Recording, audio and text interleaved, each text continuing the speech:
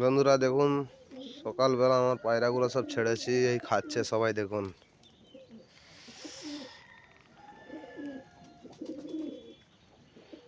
বাচ্চাগুলো এখন বেরোয়নি, বাচ্চাগুলো সব ভিতরে আছে।